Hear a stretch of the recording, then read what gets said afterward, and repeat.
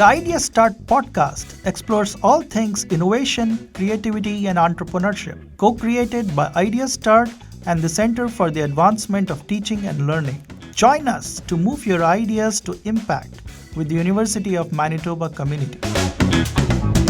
Welcome to the Idea Start podcast. Today we are joined by our colleague and our friend, Loren Oschipok. He's the Director of Partnerships, Knowledge Mobilization and Innovation here at the University of Manitoba. And we're going to explore intellectual property. Let's start the conversation. Loren, thank you so much for joining us today on the Idea Start podcast. We are really excited to have you today. Welcome to our studio. And I think we're really looking forward to learning about this topic of intellectual property with you because, in the entrepreneurial journey, we want to be sure that we're protecting our ideas and potential businesses and the creativity that we've put into our initiatives. So Absolutely. We're excited to have you. Thank you. I'm really happy to be here. Welcome, and it's finally happening. We have been talking about this, and it's good to have you here now. Exactly. Great. I'm happy to be here. Yeah. So let's start with a little bit about you. Yeah. Tell us a bit about yourself. How did you land up in this role? In the field of tech transfer, academic tech transfer. Yeah. I ended up in this role in a way that a lot of people that work for university innovation offices and technology transfer offices do. I was originally a graduate student, so I have a PhD in neuroscience from the University of British Columbia. When I was doing my PhD, I was focused. I was going to be a faculty member. I was going to work at a university. I was going to have my own lab. And, by the time I hit my postdoc, I postdoced at the University of Toronto for a couple of years, I started to realize that maybe the academic stream and the academic research stream wasn't for me. But I didn't, like many people, many graduate students that come out of their training programs, I really didn't know what I wanted to do. I didn't know if I wanted to go into industry. I really actually loved academic research. I just didn't see myself being a faculty member and running a lab. So I ended up going back to UBC and working as a lab manager for a researcher who was very innovative. He was very engaged with the local industry and research communities. He did a lot of research collaborations and filed patent applications. And that was about the time that I started to think to myself that what I really liked about research was this idea of knowledge translation, of moving technologies and innovations from the academic sphere into the community. So I was lucky enough to be involved in a few research collaborations with industry partners when I was in Vancouver. And from there was a job that opened up at the UBC Technology Transfer Office, and I threw my name in the hat and was lucky enough to be hired. And sort of 10 years later, here I am now in University of Manitoba. Okay, That's amazing. Fantastic. Well, we're happy to have you. And I'm glad you found something you like doing now. Yeah, I did not like doing the experiments, 5 or 6 or 7 times. Right. But what I really liked about research is the problem solving. I was always most excited when there was almost a problem with an experiment and we had to try and figure out a solution. Movement of intellectual property out of the universities and into communities or into society is, in some ways, it's the same thing. There's some challenges that go with that. Sometimes it's not very straightforward, and so figuring out how to do that is something that was of real interest to me. Okay. That's interesting. It's interesting how you put that. And I think that makes a lot of sense. Yes, it does. So I'm intrigued, Loren, because when you said your introduction, you used the phrase technology transfer. Yep.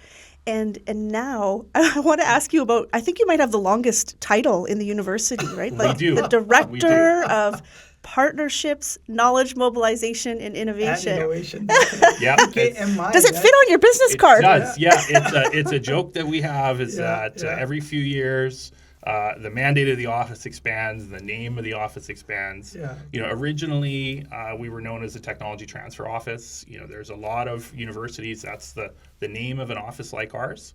And technology transfer just basically refers to what I was mentioning earlier, which was that movement of technology, movement ideas and innovations out of the academic research space.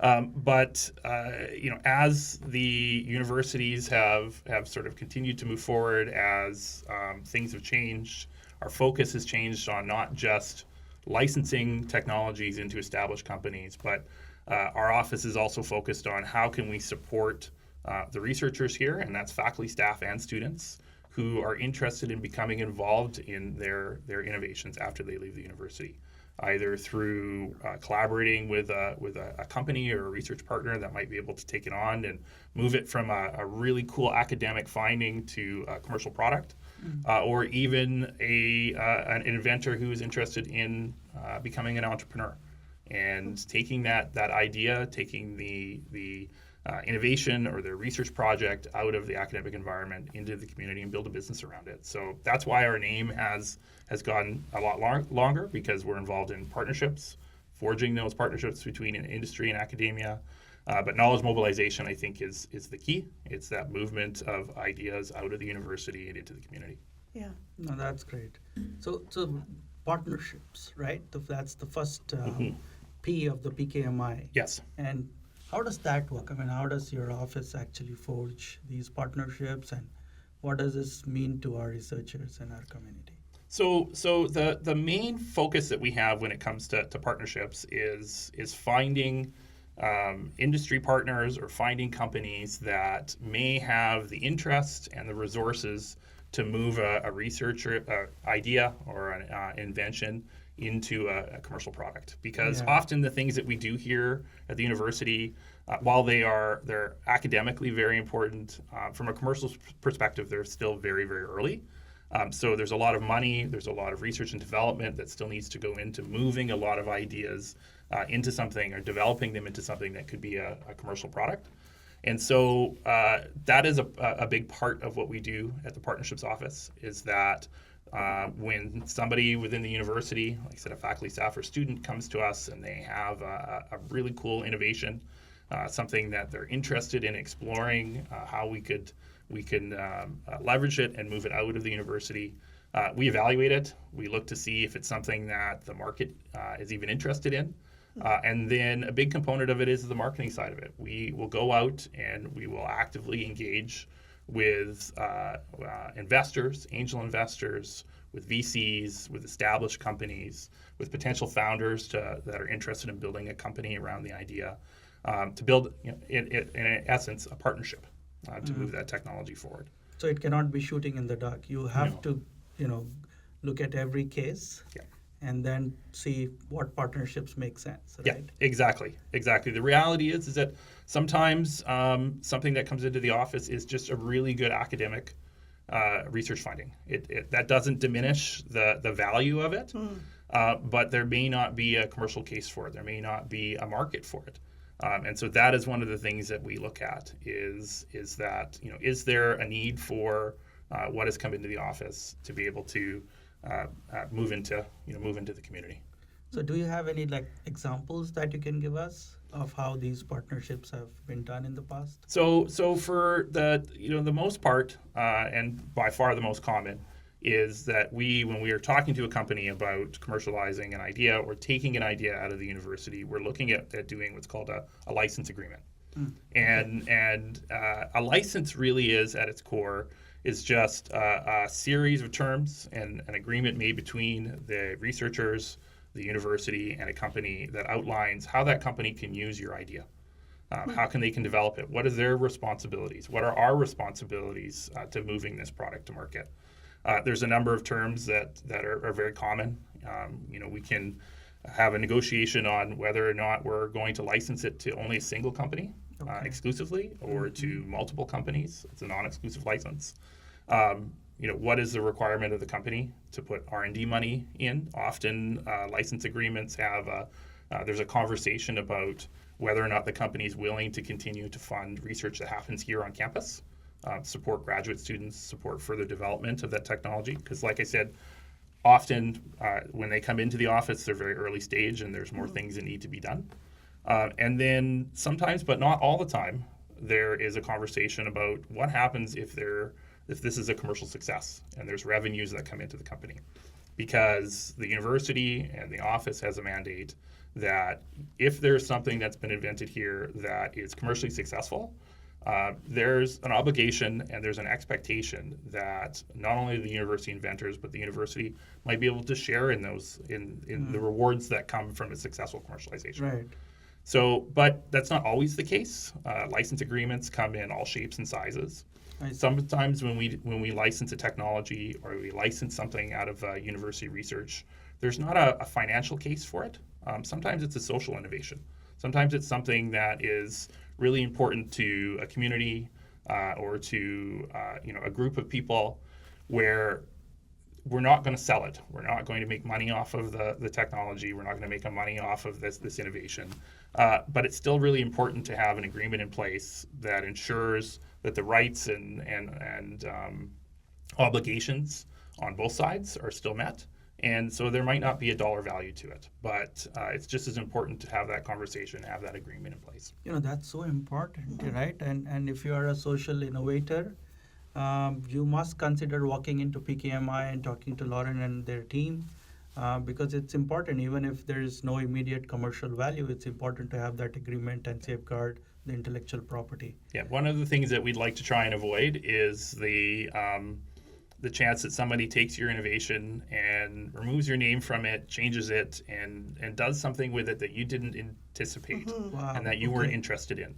Or that's inaccurate. Or that's inaccurate. Yeah. So there are times where we have in those agreements that, if the receptor of that innovation is using it and they're going to make changes, they have to come back to the university inventors and say, hey, look, we want to make an improvement. We want to tweak it in this way. Are you okay with that?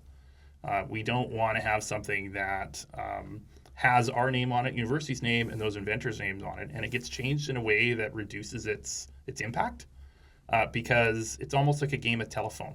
So if that happens, it can go to 2, 3, 4 people down the road, and suddenly someone's calling the university or someone's calling the inventors and saying, hey, look, why did you put this out here? This is wrong. And the reality is it's been changed so many times down the road that it's not doing what its initial intention was. And so we want to put agreements in place that says, if for example, we're licensing something like a questionnaire to a health authority or to a hospital, of course, we want to be able to have that disseminated broadly, and we want to have hospitals that need it to have access to it. But we don't want the first hospital we license it to make 5 or 6 changes to it and then share it out. We want everyone to come back to us for the original idea, the original innovation. It's about protecting your input, and it's about protecting the work that you've done and ensuring that you're recognized for it, so that you get the recognition that you deserve if you've come up with something that's very impactful and induces change. We want to make sure your name doesn't end up getting taken off of it. So, in those cases, there's license agreements or there's letter agreements that are put in place. Again, there might not be a dollar value to it. It might not be something that makes money, but it's still the agreement allows you to protect your input and protect what you've done and have a say in it going forward. Yeah. Okay, that was new for me, Loren. Thank you. That was really helpful. In fact, I think what you've just laid out is the process of how somebody, when they walk into your office, how that gets converted to an actual IP. Yes. And that's very fascinating, and it seems there are so many different things that you have to look at. Yes. Right? It's not straightforward. No. And which is why I think it's important that our researchers and social innovators understand that, if they're trying to do this by themselves, it's not such an easy path. Yeah. Exactly. And the expertise here involved, and not just you, right? You have a team. I do.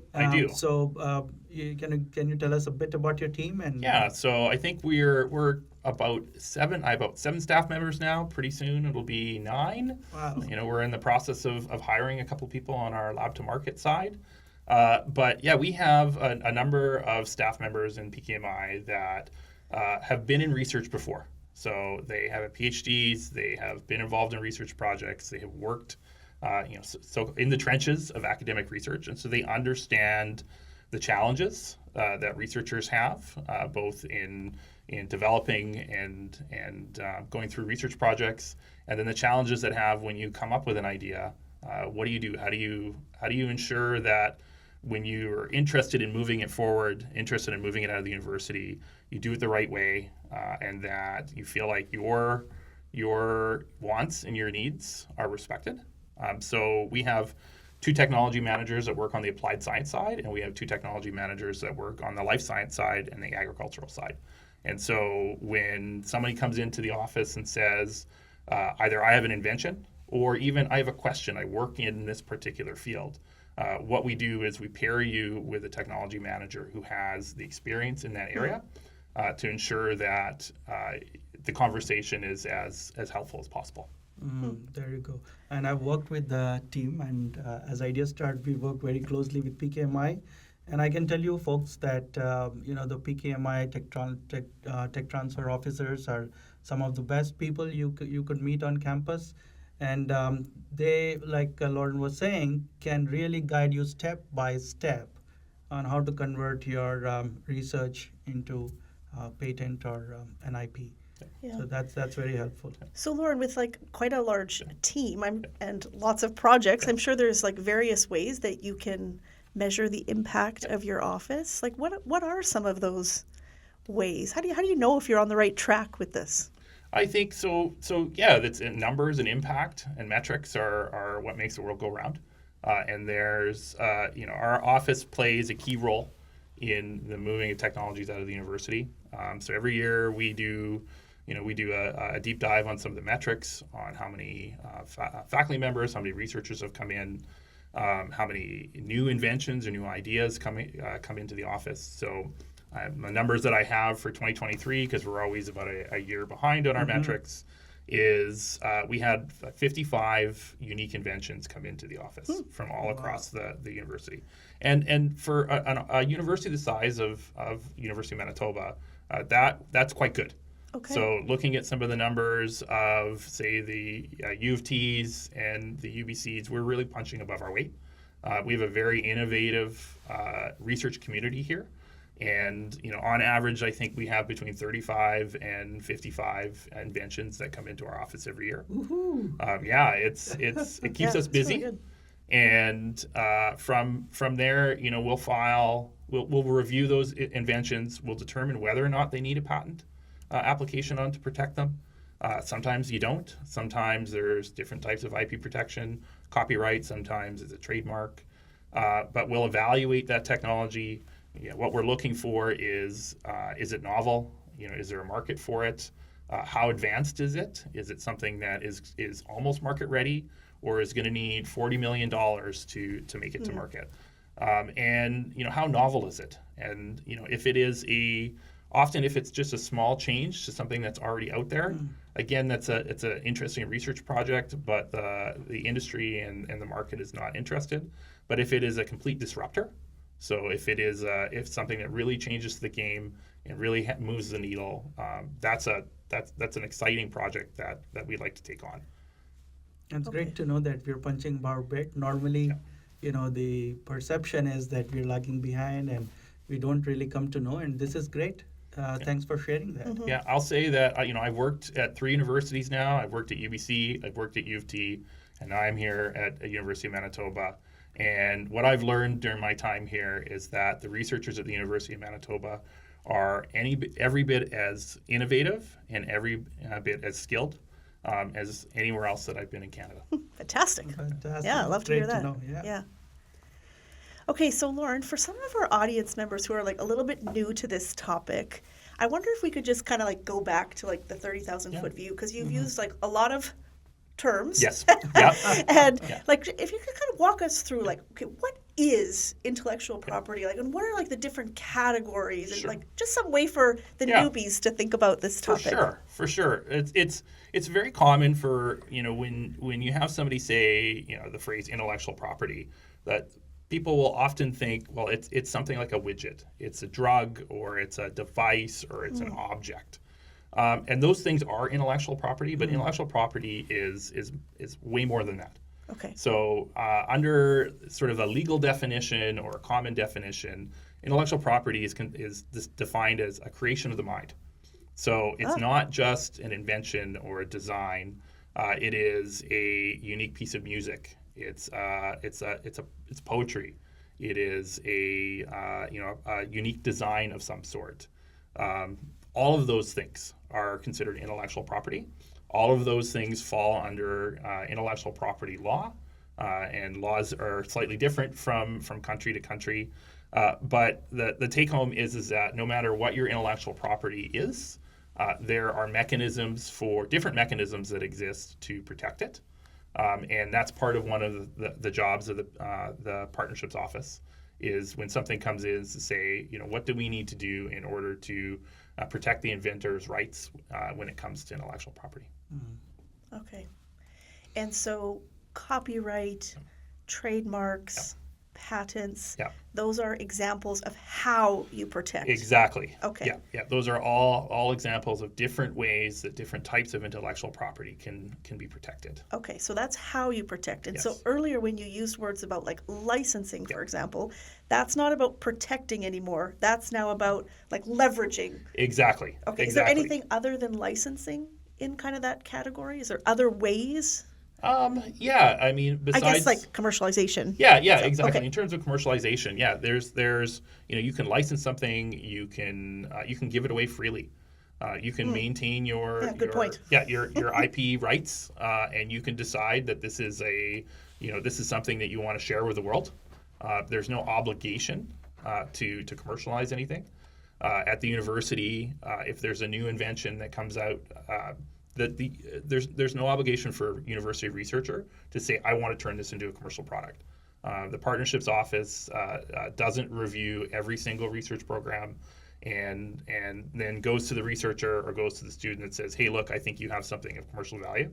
It comes down to what the researcher wants to do. And so for some researchers, they are interested in that type of knowledge mobilization, in type of moving their technologies out of their research labs. But for others, it's about knowledge generation, and it's about sharing the results of their research project. And that is just as valuable for what the things that we do here. And that's still important that people like Yes. that come ahead and get their technology protected. Yes, Or and research so protected, because like you said earlier, we do not want that getting misused. yeah, exactly. And the other thing that we're often involved in with the partnerships office is that when a researcher comes to us or an industry partner comes to us and says, we want to do a research collaboration. And we're not talking about licensing a technology, but we're interested in partnering together on a research project. That is something that there's agreements that underlie those partnerships. We work together with the university's contract office to put those in place. But where the partnerships office becomes involved is that there's often, as part of these collaborations, the potential for intellectual property to arise, for new innovations and new inventions to arise. Right. And so one of our roles within PKMI is to work with the parties, with the researcher and the company, to say, hey, look, what does everyone want to do with this? What happens if we have something that comes out that has potentially commercial value? Who will own that? Who will take the lead on that? What happens if we can't come to some sort of agreement on this? What if there's a dispute?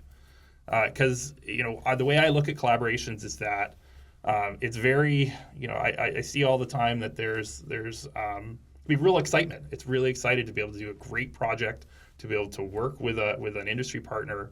But sometimes we gloss over the ideas of what do we do if things go wrong? What if we do if suddenly there's misunderstandings on who owns what, or who brings into what, or who shares what? And so the PKMI sometimes can be a bit of a wet blanket, where sometimes we're the ones who will say, hey, look, this is great, but let's take a breath and say, what are we going to do if things start to go sideways? Yeah.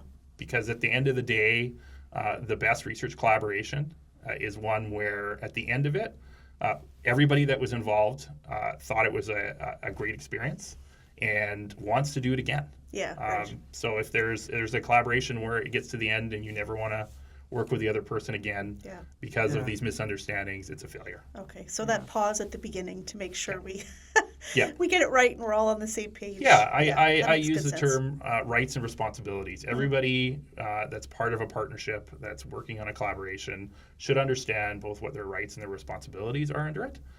So the collaboration runs smoothly. Yeah. Okay. Just kind of extending on this thought, what I was thinking is, if let's say researchers might have this in mind, right? I mean, when they walk into PKMI or the tech transfer office, are you batting for the researchers or the university? Would this, is the IP policy built in a way that will support me or not? Some of these thoughts, I'm sure, run into the minds of people. Yeah. What are your thoughts on that? Yeah, we have a responsibility both to the university and to the researchers that work here, and sometimes it's surprising to say for people, but we do also have a responsibility to the industry partners. It's a different responsibility. Maybe it's not at the same level, but we want to ensure that when these partnerships and when these collaborations are built, that everybody, like I said, understands their rights and responsibilities under those. And so, but at its core, we're a service office. We're here to support the work and the research and the commercialization goals of university members, faculty, staff, and students. Yep. And so that is our priority, and that's why our office exists. Okay, so I want to pick up on something you just said. I think it's the first time it's come up, but you said IP policy. Yes. So that might be something totally new for our audience too, that the work you do is guided by a policy. So can you share with us maybe like a couple of key features of that policy? Yeah. So, I'll start by saying that university IP policies vary very widely across the country. So they do break down into three sort of standard policies. We have universities that have what's known as an institutional-owned policy. Under an institutional-owned policy, the way that it's written is that any invention or innovation that comes out of the research at that university, the owner of it is the university, is that institution. Other universities have policies that are inventor-owned. So anything that comes out of the university is 100% owned by the inventor. The universities don't have a stake or a share in those technologies, in that IP. And then we have universities like the University of Manitoba where it's a jointly owned IP policy. Okay. And so what that means is that any innovation or invention that comes out of university research that uses university resources is jointly owned by the inventors that were involved in that creation and the university as a whole. One of the things that I will say that comes up often with questions is that, if I'm a university student and I've come up with a business idea and I come into the partnerships office, does that mean that the university owns 50% of my idea? And the answer to that is no. It is the university policy applies to research that's done. It's research dollars. Can also be, but it can also mean research that's done using university resources. Yeah. So if it's done in a university research lab, uses university facilities, that IP that comes out of that work would fall under the policy. But if you've come up with something on your own, but using what you've learned here at the university, but the phrase is that if you've done it in your garage on the weekend, but you've used what you've learned at the university policy doesn't apply to that. So that's your IP. Okay. So that's clear. That is clear, yeah. Okay. Yeah. That's great to know. Yeah, and we, even though it doesn't fall under the university's IP policy, it doesn't mean that university inventors can't reach out to my office to ask for help. Wow, that's So amazing. we get conversations all the time, not only from the university but from members of the community. There's limits on sometimes what we can do. We can't necessarily put financial resources into it. But if someone comes in with a question around intellectual property policies, where should I go? Who should I talk to for help? We'll be there to help them. That's such an important piece of information right that's there, really right? good. There are a lot of people who might have this in their head and not just walk in. Yep. When actually you're here to support. Yep. In fact, that's the elephant in the room, right? If I may, that a lot of people think that because there is a 50-50 and there is a share, does that actually hamper the growth of commercialization of research in any way? No, it depends again on who you talk to. Right. And it depends again with there being different IP policies across the country and universities. Is there any proof at all of this thing that No, you know, I an think IP it's- policy this way or that way I think- actually impacts? Yeah, no, I think every single IP policy has its pros and cons. Okay. You know, I wouldn't say that a jointly owned IP policy is always the best solution, just as I wouldn't say that inventor owned or an institution owned is. You know, see. there are pluses and minuses to everything. Yeah. So if you read the university's intellectual property policy, within the first paragraph, there is a phrase that says that the policy reflects the fact that there's a collaborative and cooperative nature that goes into the development of intellectual property at the University of Manitoba. And by that, that means that both the inventors and the university are contributing expertise, and they're contributing resources and time and effort into the creation of new inventions. And so the policy reflects that. And the policy, I think, reflects the fact that, you know, we're in a partnership for this to move it forward. And the way forward for success often is that the university has it's contributing resources to it. Right. And, you know, we're involved in it. We're bringing our expertise. The technology transfer managers that work in my office are well versed in working in research and with legal agreements and negotiating with industry partners. And so the policy reflects that, and it also reflects the fact that you know, an academic innovation that sits on a shelf is still a great academic innovation, but there's no commercial value to it.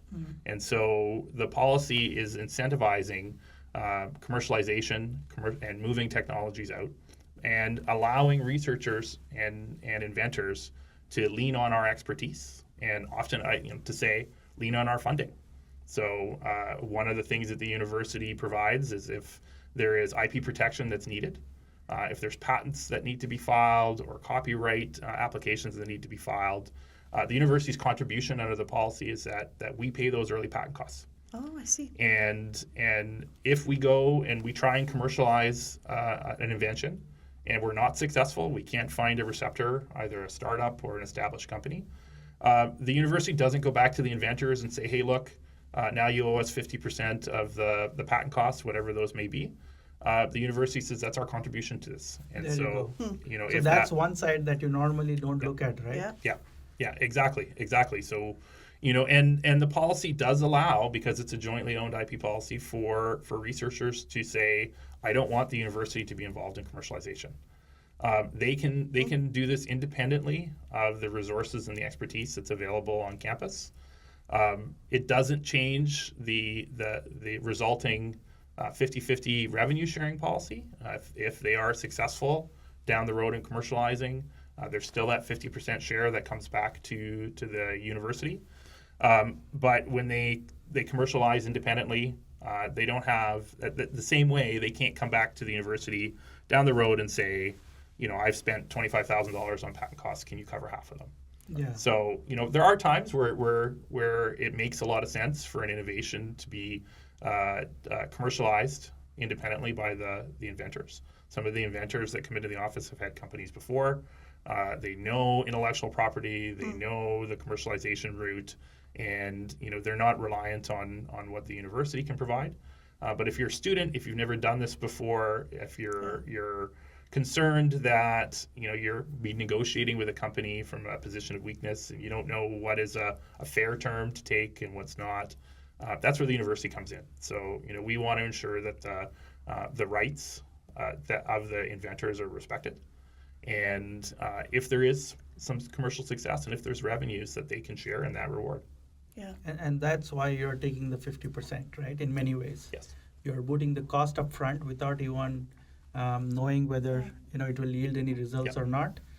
You are ensuring that you're negotiating on the behalf of the researchers and keeping their, you know, the best of, keeping their Best interests. Yes. keeping their best interests in mind. Yeah. So that's important for people to remember that Yeah. many times you think that, hey, the university is taking away half of what I could potentially earn, Yeah. but then you're also taking up half of the losses in case. Yeah, exactly. And in fact, and, not half, but full of the But, losses. well, yeah, exactly. So if Yeah, something, yeah. we take the risk that if something is ultimately not commercialized, that the inventors are not responsible for the financial costs that go behind that. So, and that's not just the cost of filing a patent application and prosecuting a patent application. It could be legal costs. It could be marketing costs. We want to make sure that if something doesn't move forward, that the inventors are not on the hook for that. Yeah. So, and the other thing that I'll say is that when revenue does come in, it is often what it is it's applied back to the filing of future patent applications. I see. Okay. So it is actually something that is rolled back in. We spend money on patent applications. If we're successful and there's some commercialization revenue that comes in, that commercialization revenue is then rolled back in to support the commercialization goals and the innovation goals of researchers that come within the years to come. Yeah. Right. Okay, so Loren, Yeah. how does the UM community get in touch with you and your office? Yeah, so the easiest way to get in touch with us is through our email address. It's partnerships@umanitoba.ca. If you send an email to the partnerships address, it will come into my office. I would say it's really helpful if you let us know what your question is, where are you coming from campus, because that'll allow us to be able to route your inquiry to the technology transfer manager that has the experience and the ability to help you. Okay. And what will happen is they'll reach out and for a conversation. Okay. I'm hoping that this episode is going to trigger a lot more work for you. I hope so, yes, yeah. Yeah. It's good to be busy. I know. So does this happen that sometimes people come in with disputes to your office saying that, hey, sometimes there is a dispute between the students and the PI or any other dispute of that kind? Should the parties be contacting PKMI at all for that? Yeah, so it does happen sometimes. Okay. That if there is a new invention that comes in, there's a dispute. Can be between different students or postdocs that are involved or the faculty members on what was the contribution, what is the percentage. Exactly, right? There are so many things that are going on in the mind. Exactly. Yeah. So it's not it's rare, but it does happen. Okay. Where inventors can't come to a decision on relative shares and what percentage of effort that they've put into creating an invention. Right. And so when that does come in, we will try and sit down with the faculty members and the students and the postdocs and try and talk it through. Okay. And the one thing I'll say is that the university and the partnerships office, we don't impose a percentage at the end because the partnerships office, we have obligations both to the researchers and to the students and to staff, and so it's we can't go slide to one side or to the other. We want to mediate, so that's really what our role is. And if through that mediation process we still can't come to an equitable agreement that everyone is happy with, or if not happy with, everyone can live with. We will, if absolutely necessary, go out to bring in a third party, either a patent agent or a lawyer from outside the university that's completely removed, have that lawyer or that agent sit down with each individual member, each individual inventor, and go through what their contribution was to creating that. And then that third party will come back to the university and come back to the inventors and say, in my estimation, this is how things should be divided up. So it's very rare that happens, but it has happened a couple of times in the course of my career where we just haven't been able to come to a decision on who should be involved and who should be an inventor and at what level. Okay. So just in case you have a dispute, that you are probably the best office to reach out to. Yeah. And Yeah, take exactly. their help. Yeah. Exactly. So we can help mediate that conversation because we're we're removed from that. We're not within the lab. We're not within that research program, and we're there to advocate on behalf of everyone that's at the table. Are there any particular programs? We have been hearing so much about the Lab to Market program, And I think that's part of your portfolio, isn't it? It is, yeah, it is. And we're very excited about the Lab to Market program. The University of Manitoba is the lead institution for one of 6 regional hubs. So we're the lead institution for the Lab to Market Prairies Hub. And we represent Lab to Market training, or we support Lab to Market training, not just at the University of Manitoba, but in all of Manitoba and all of Saskatchewan for post-secondary students. And that's not only university students, but it's also college students as well. So it's been a very interesting program. It came about through conversations about 5 or 6 years ago between Dalhousie University and Toronto Metropolitan that were looking at the landscape of entrepreneurial training across the country. And the take home from those conversations was that there were different universities all across the country, different colleges all across the country had entrepreneurial training programs. But the ecosystem and the network was very fragmented. The training that you would get from one institution might be very different if you were at another institution. And there was an understanding that there was a need for a national standardized training for post-secondary researchers, mostly students, who are interested in becoming entrepreneurs. I see, okay. And the need for that, or the understanding that if you're at the University of Victoria and you want to go through a Lab to Market training program, you'll have the same support and the same training as if you did it at University of Manitoba in Toronto, or you did it in Dalhousie in Halifax. Right. So the Lab to Market program is now starting the next cohort very soon. Yes. So can you tell us something about what this launch program is all about? Yes. So we run 3 different programs as part of Lab to Market. The first program is called Discover. And Discover is at its very core. It's a very low touch program. It's free for students to apply for and to attend. And it really comes down to what is entrepreneurship? I'm curious about becoming an entrepreneur. I don't have a business idea right now, but I'd like to learn more information about what is it like. What should I keep in mind if I want to enter into entrepreneurship or consider it as a career choice? So the next program that we do, which is the core, is called Lab to Market Validate. It is focused mainly on market validation. So one of the things that we want to do for Lab to Market is that before you jump into the pool, before you create the startup and you put your money into this and put your time into it, we want to do market validation on your business idea. Yeah. And so that is what we support trainees, so students and postdocs in doing. It's a 16-week program that focuses on teaching you how to get out into the market to interview potential buyers or people that would be interested, or companies that would be interested in your product, and getting feedback on it. Yeah. And if you are a student or researcher with an idea, and instead of directly jumping in, I guess the first thing you should do is join the Validate program. Yeah, exactly. And you will get help from mentors, and you will know how to do validation, right? Exactly. The programs are run by entrepreneurs. So they're not run by academics. They're run by people who have been entrepreneurs, have built companies, have failed and succeeded. There you go. And have that real world experience.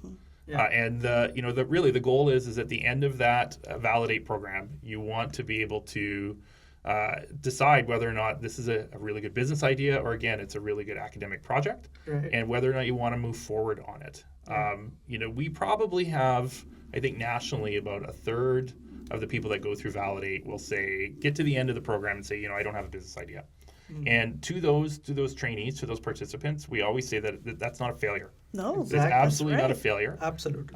You have not wasted your time on it, and you've come out of the program with some very important skills. Right. Not only in entrepreneurship, but when you leave the university, when you graduate, when you start to look for work, that ability to cold call people up and have a 15-minute interview and say, hey, look, can I tell you about my idea?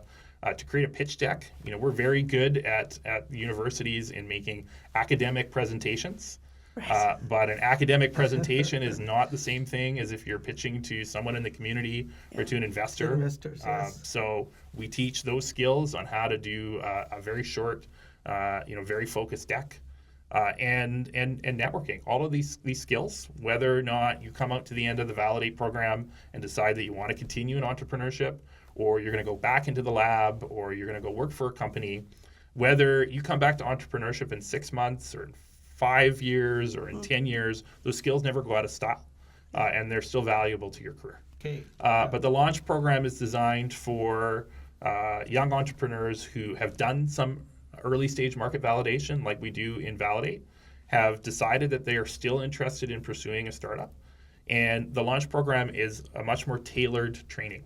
So you're provided with training support and access to entrepreneurs, again, who have done this, a mock founder council that can help you sit down with you 3 or 4 times over the course of the program and say, what do you need for your particular business to move forward? Sometimes that's more market validation. Sometimes that's R&D, it's prototyping. Sometimes that's pitch coaching. And so whatever you need within the launch program, it's that experience and that training is tailored for those participants. Is there any monetary support that people get for? Yes, there is. Yeah. So Discover is just an open program, but Validate and Launch participants receive $10,000, and that $10,000 comes through a partnership with Mitex through their business strategy internships. And that $10,000 is really there for a couple of reasons. One, it's that often the participants are graduate students as well, and we're asking their faculty members to allow them to step away from a lot of their research commitments over a period of 3 months. Yes. Because this is a program that you can't do an hour or two, a couple times a week, maybe on the weekends, we ask the participants that enter into Validate or Launch to really commit as a full-time venture during that 3-month period. And so that $10,000 can be a salary replacement support. It's really hard to be able to do this if you can't pay your rent. In some cases, if the researcher is also an inventor and they're interested in being a part of the startup, that $10,000 can be used to go to conferences or to help move your technology forward in another way, to do marketing. So it is an exciting option to be able to say, I can go through this program and I can be paid to do it.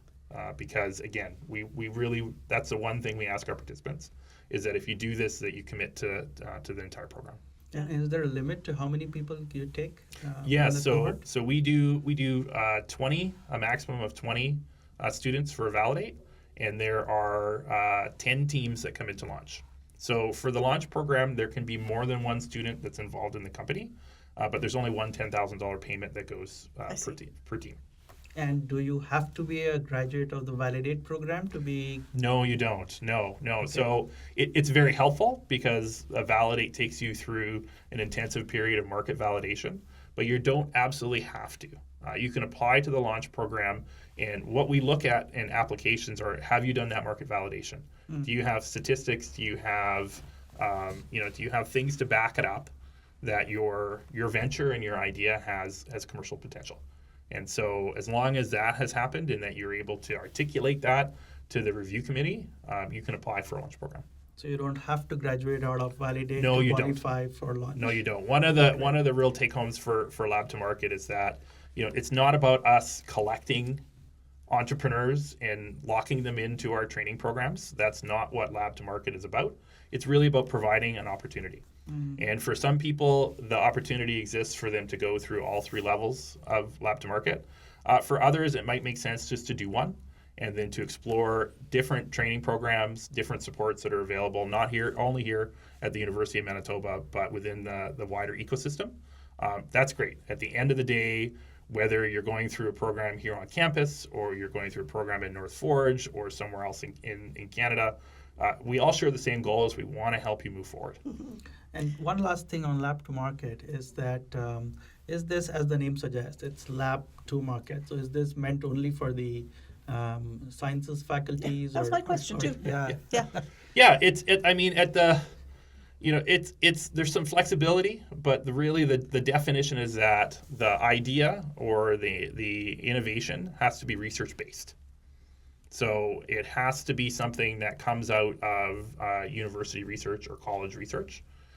There's flexibility. Does it come out of? It doesn't necessarily, I think, have to be a STEM-based technology, but it does have something where you have to be able to say that this is something that's come out of the work that I've done here at the university. Okay. So even social research qualifies? Yeah, I think social research would qualify in some cases. It depends on the idea, and it depends on the technology in itself. So they shouldn't shy away from applying? No, I would, I always say that, if you're unsure, reach out to partnerships, reach out to the Lab to Market Prairies team, have a conversation. If you're not a fit for one of the Lab to Market training programs, again, we don't just say, hey, look, good luck to you, and you'll have to navigate this yourself. What we'll do is we'll walk you down the hall to Idea Start and say, hey, look, what are other options that are available to you here in the community, here within the entrepreneurial ecosystem to help you move forward? Because having that variety is really important. Yeah. Perfect. Okay, Loren, last question. For sure. Last question, and we ask this question of all of our guests. Yes. What is one piece of advice that you'd give to someone on an entrepreneurial journey? One piece of advice, I would say, make use of everything that's available to you. Good So advice. I think that there are so many programs, there's so much knowledge that's out there. Again, not only at the university, but within our community around entrepreneurship, that sometimes it can feel a little daunting. Sometimes it can feel like, well, maybe this isn't quite a fit for me. And my encouragement to young entrepreneurs is that, if there's something there, you should take advantage of it. You never know when you're going to get that piece of advice or that piece of knowledge, or meet that person, meet that individual that can help you move forward in your entrepreneurial journey. So put yourself out there, avail yourself to everything that's out there that you can sign up for and attend, because you never know when it's going to be that one little missing piece that you get. Yeah. Yes. Good advice. Yeah. Loren, thank you so much for joining us today Very on welcome. the Idea Start podcast. I've learned a lot, and I trust Yeah, me that this too. has been meaningful for our audience too. Great. Thank you so much, Yeah, Loren. thank you. Thanks Thank for you. having me. Like, share, and subscribe. And don't forget to hit the bell icon so you don't miss a new episode of the Idea Start podcast. Please connect with us and share your comments below. And let us know how the topics are resonating with you and what guests would you like to see featured.